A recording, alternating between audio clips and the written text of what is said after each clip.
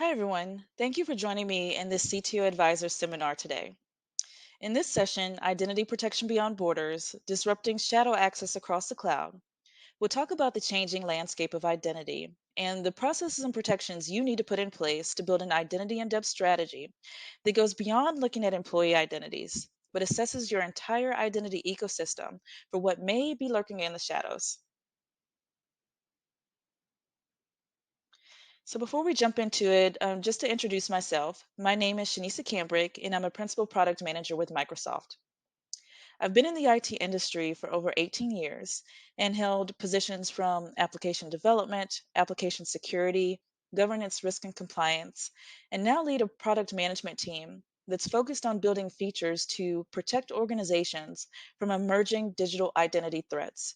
So today's conversation is near and dear to my heart, and we'll go ahead and jump into it.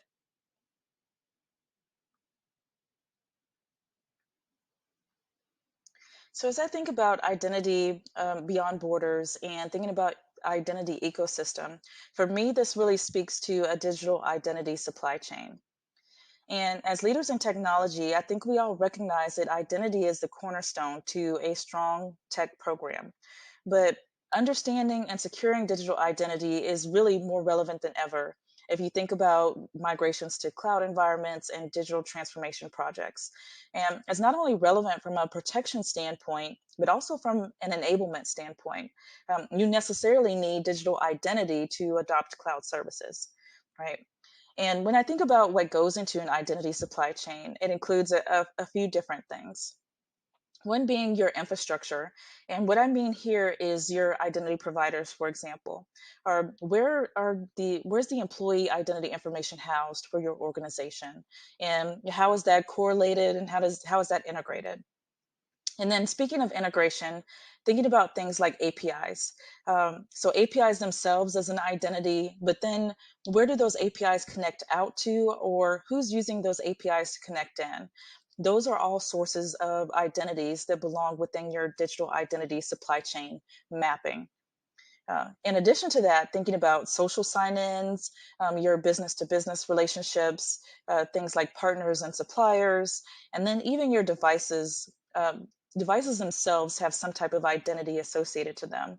So all of these make up your digital identity supply chain. Everything you spin up within a cloud environment has some sort of identity associated to it, and those should be part of the architecture and blueprint that you keep of digital identities for your organization. There was an identity defined security alliance survey in 2022 that said that 98% of organizations saw an increase in identities within their organizations. And if you think about the adoption of cloud services and migration to cloud services and adoptions of things like SaaS, then necessarily there's going to be an increase of those identities. Going along with thinking about cloud is primarily API based. So there alone, you're going to see some increase of new types of identities for an organization. In addition to those new types of identities, you're going to see a growth of permissions and access. And this is going to vary by cloud provider and cloud service. There's uniqueness across all of these. And if those are not well understood, then they can lead to some levels of hidden access and permissions within an organization, which leads us to the concept of some evolving risks within an organization.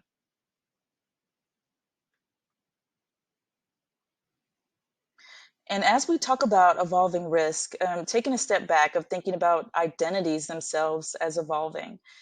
In the past, we thought of identity as a name or a number or a badge that was associated to an employee identity.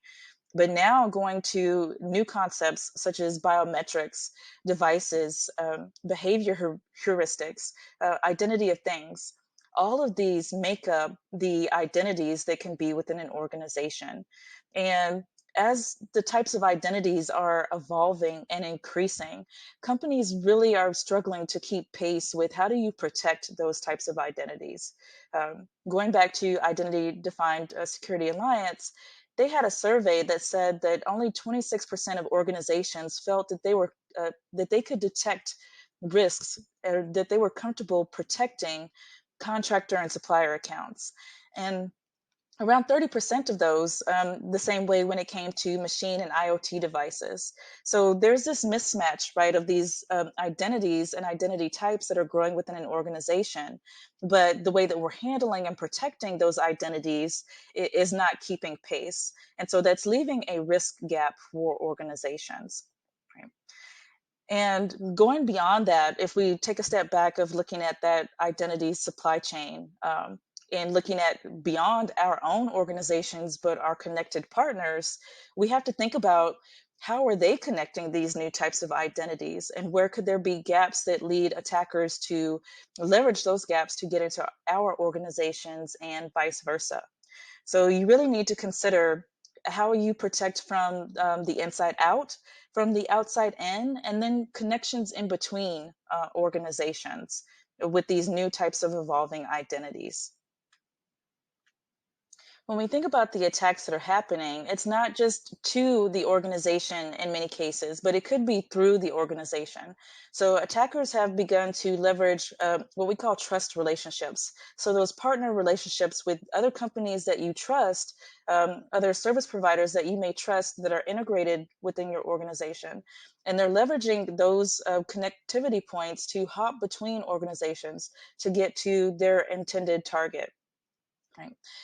And then looking beyond, just thinking about, large organizations, thinking about small organizations and how they may be dealing with some of this.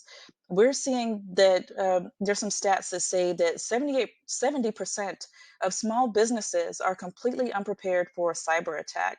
And if you think about small businesses being the foundation of society, right, there's these connectivity points of maybe hopping from a small business into a large business, or increasing attacks on small and medium sized businesses to get to a large business. Then we have to take a step back and look at those identities and how we're protecting those across that digital footprint. Right? Additionally, seeing new types of attacks that are attacking identity infrastructure. All of us are pretty much aware about the lapsus attacks that have happened, where there were high profile breaches that attacked the identity infrastructure themselves. Platforms that may have been servicing employee or service provider information, provisioning that information, and attackers attacking that platform itself to get into an ecosystem. And so then we have to really take a step back and talk about how do we prevent or detect these types of evolving risks, and also protect evolving identities as well. All of this speaks to the need for organizations to evolve their risk assessment models to look at identity supply chains, and in addition, to include extended types of identities along with that. So, not just your organization's employees, but again, looking at those partner identities, looking at those APIs, looking at devices, and other types of identities that exist within an organization. So, looking at the proliferation of identities, which is almost a necessity with cloud identities, and talking about the your digital identity footprint, this risk goes beyond compromised employee accounts to include contractors, suppliers, guest accounts, and even identity of things. So, devices, bots, and APIs. And all of this is coming together to bring about this concept of shadow access, where there could be this level of unauthorized, unregulated, and invisible access that's putting an organization at risk. Because if you think about the sprawl of all of these identities, and especially if you're in a multi-cloud environment, how different those are, how different the permissions could be across all of those cloud providers. Unless you have some type of tooling, it's almost impossible to see end to end where some of these risks exist. For example, in AWS alone, there's 13,000 permissions that provide access to over 12,000 cloud services that developers then combine to create data applications. And then from there, these developers take these services that, along with automated identities, get pathways into your organization or your organization's data. And then thinking beyond that, as developers may be putting credentials within a development repository, how are those things being secured? So, so the problem gets complex if there's not a single way to think about or to assess where access lives, what identities live within your organization, and what's the hidden nature of things that they could be able to access.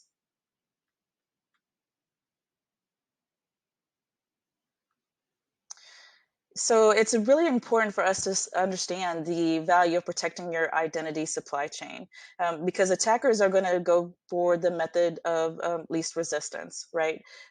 So leveraging and weaponizing access, essentially, especially all of the, going back to the thousands of permissions that may exist within a cloud environment, attackers are going to take that as the easiest way to exfiltrate data.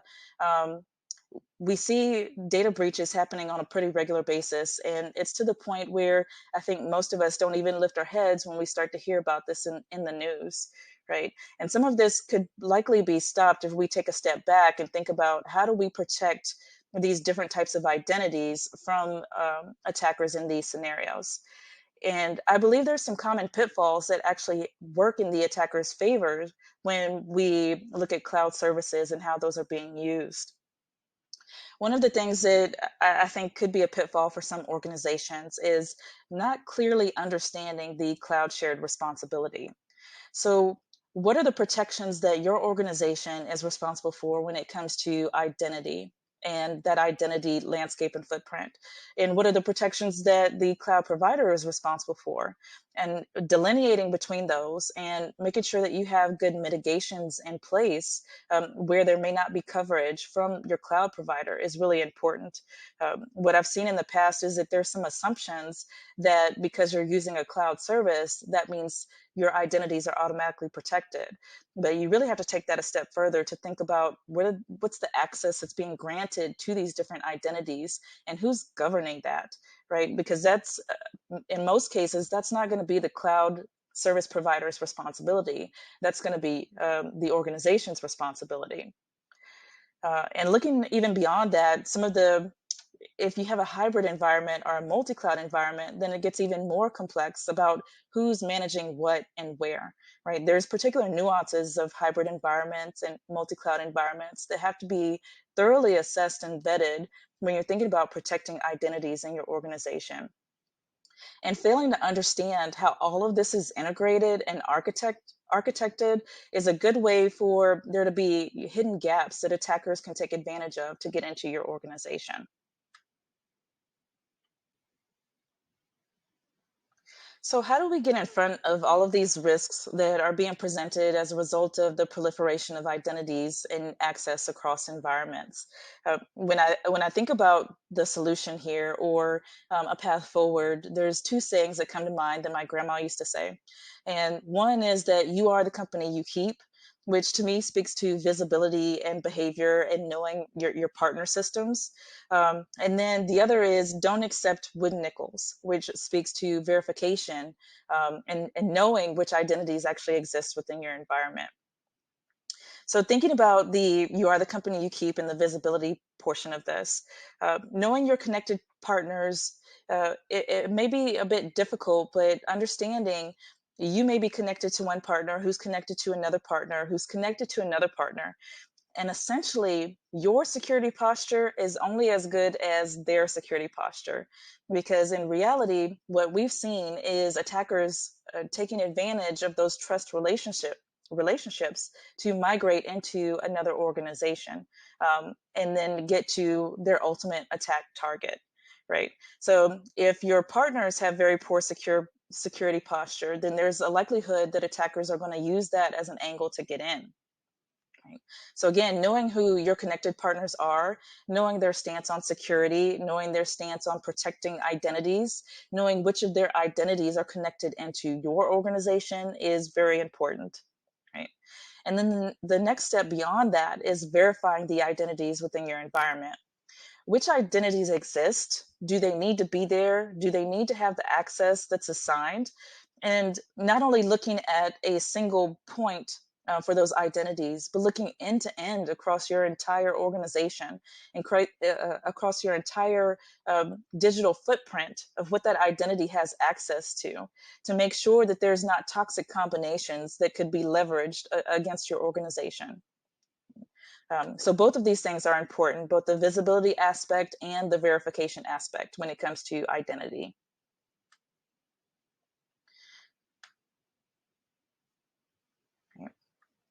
So going a bit further and addressing identity risk, for me, there's two major categories of what you want to do. One is identity threat modeling, and then the second is visibility or creating some visibility and governance within your organization. And if we take a step back to the identity threat modeling, for me, there's a saying that I like to mention a lot is that attackers sometimes go to you, they go, or they may be going through you, right? So they may be trying to get to your organization itself and, take advantage of data that you have or perform malicious activities against your organization. Or they could be using your organization as a stepping stone to get into another organization. And so you have to take both of these scenarios into account. And there's actually a third scenario that you really need to take into account as well, which is insider threats.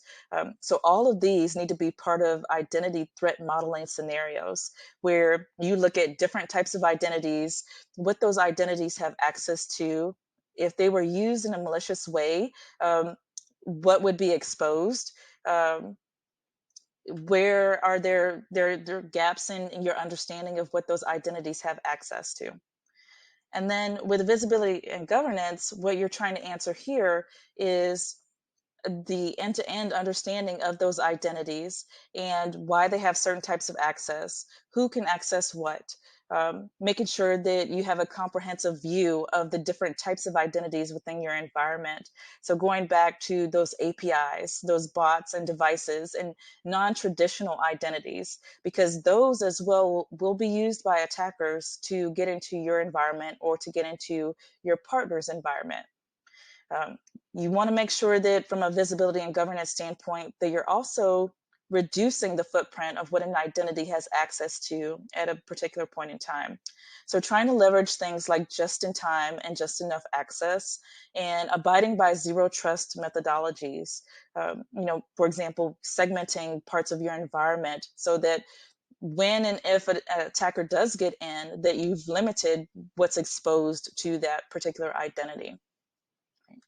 And a lot of this is really hard. On the surface, it sounds simple, like give visibility and governance to these identities, and everything's going to be great.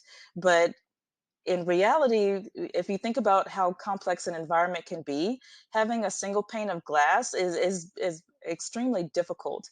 In some cases, close to impossible without some level of tooling that's going to aggregate all of that together.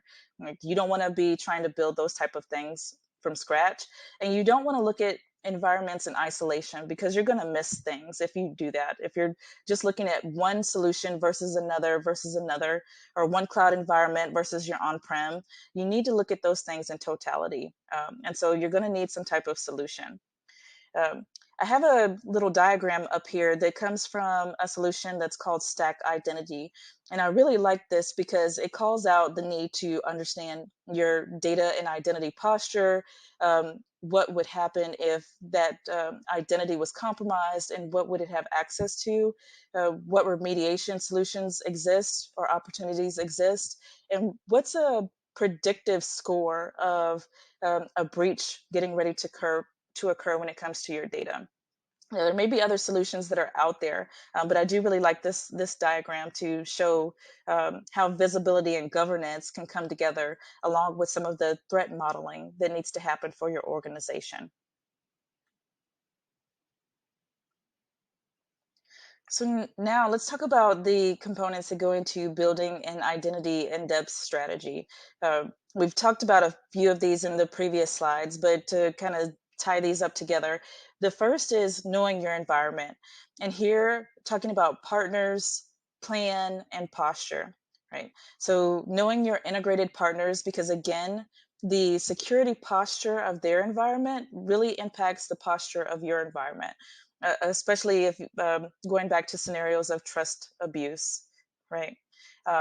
And then having a plan to understand what's the organizational footprint, what's the architecture, and how do you keep that updated as your environment changes and evolves and grows. And keeping in mind that you don't want to just look at those human identities, but you want to assess all identities or understand the footprint of all identities when it comes to that architecture and footprint. The next piece of an identity in depth strategy would be to, as much as possible, align with zero trust methodology. Here, this is about segmentation, separation, and finding ways to minimize the impact when and if an attacker does get into your environment, right? And so, not just looking at this from the lens of your individual environment. Again, you need to take a step back to knowing your partners and how are they integrated within your environment, and what are the ways that attackers could use that relationship, things like APIs and devices, to get into your environment, for example. And then finally, you want to think about setting controls. So having policies and a regular cadence to review those policies about what access can and can't be assigned, and how do you accomplish least privilege. How do you understand new permissions that exist within your environment, both those that come out of the box from a cloud service provider, and even those that your organization may be creating from a custom standpoint. And what do combinations of those types of access do and look like when it comes to risk and threat modeling for your organization? Right. And a big portion of this is also making sure that, again, you're looking at those different types of identities. I know in my past experience, when you think about service accounts and workload identities, that it's really common to give carte blanche access to those types of identities. And it's something that we need to try to avoid. We need to get to least privilege. And I know how painful that can be, but I also know the ramifications of not doing that. Seeing firsthand about companies and organizations being compromised because they allowed a service account or workload identity to have such broad access, which was then compromised because a developer may have put the credentials in a code repo that an attacker scanned and used to get into your environment, right? So you want to try to cut off those angles or those avenues for attackers to get in by doing things such as least privilege across all identities.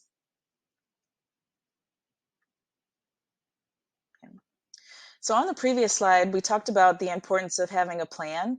And I think most people have seen this quote by Mike Tyson that says, everyone has a plan until they get punched in the face. And why I want to call this out here is having a plan is important, but testing that plan is even more important, right? So having something on paper, having policies on paper, but not going through the actual exercise of testing and validating those policies and any controls that you have in place will certainly lead to some hidden scenarios or hidden gaps that an attacker is going to take advantage of, right? Part of this is within your plan is making sure that people know what they're responsible for. People understand the end-to-end architecture of your environment, and that the plan is a living document, and that it adapts as your cloud footprint changes and adapts, right?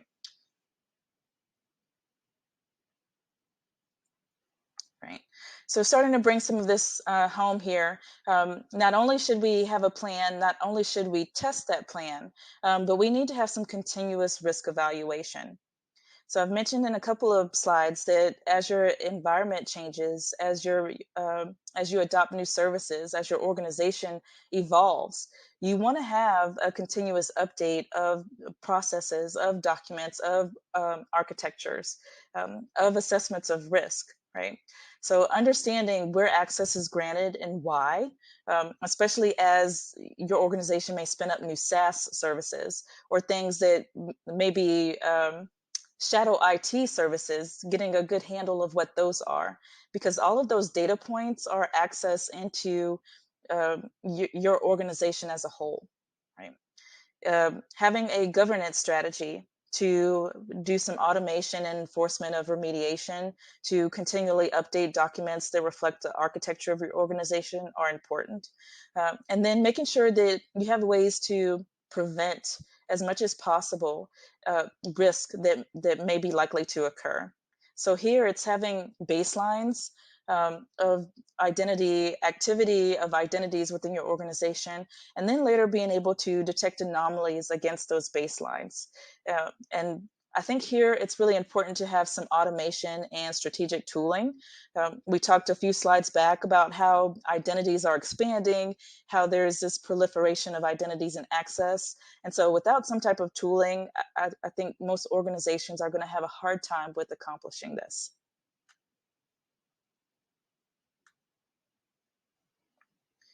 So, as a technology leader for your organization, I'm going to give a couple of calls to action as part of this presentation.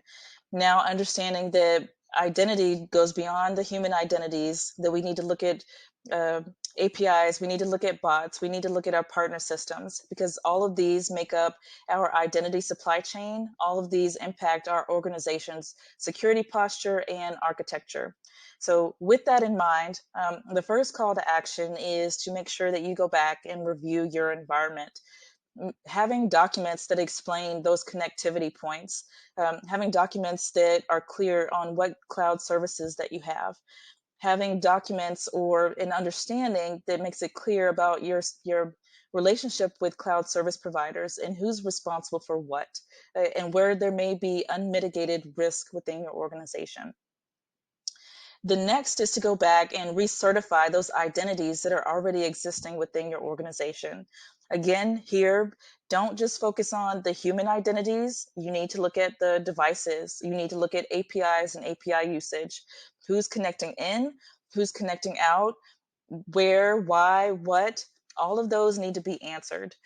Looking at your workload identities and system users and the privileges and access that all of these identities have within your environment, right? And performing that on some regular cadence.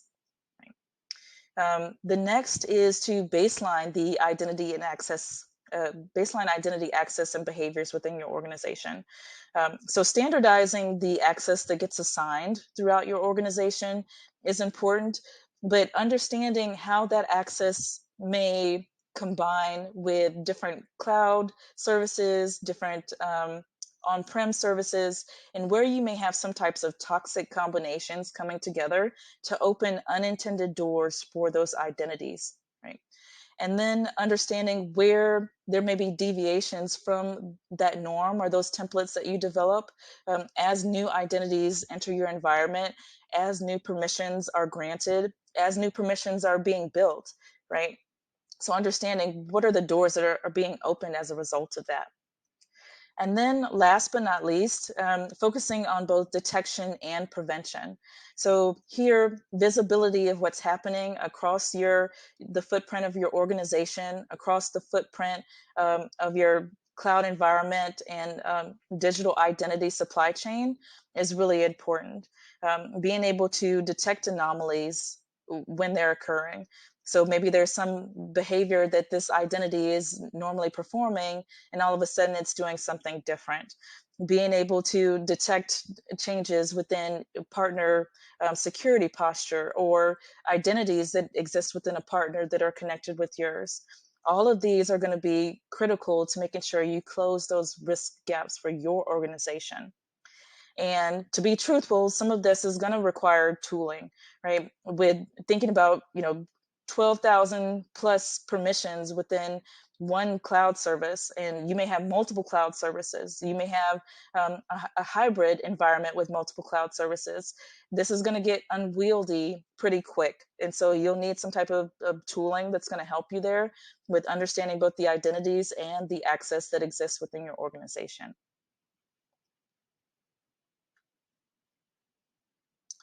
All right, so as I wrap up, I want to leave you with a few links to some resources. For each of the cloud providers, they have some really good documentation on permissions and with that, with default permissions and understanding how you may be able to create custom permissions. So I think as technology leaders, it's important for us to understand what exists out there and have open understanding of how this may impact the risk posture of our organization, not just for us alone, but then also our connected partners, right? And then there's some open source tools that can help with doing some assessments of the roles within your organization that are in use, where there may be some overprivileges, where there may be some controls that may need to be enabled or enforced in certain areas. And then I would love for individuals to take a look at the book that I've recently released on cloud auditing best practices.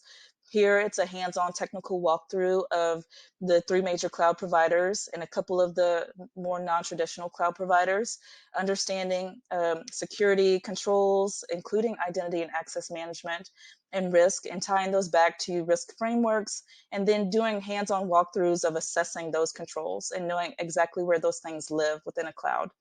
So I think you'll find that as a valuable resource, and would be happy for you to check that out or to ask me any questions about it. So that's the end of my presentation. Thank you so much for sitting in, for listening in.